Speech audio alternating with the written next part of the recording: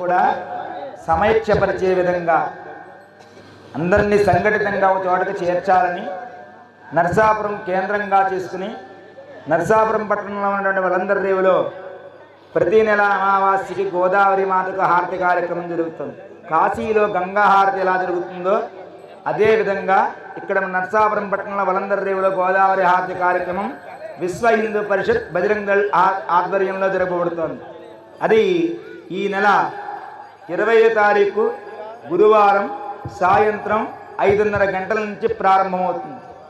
ఆ కార్యక్రమం పూర్తయ్యేసరికి 8:30 గంటలకు పూర్తవుతుంది.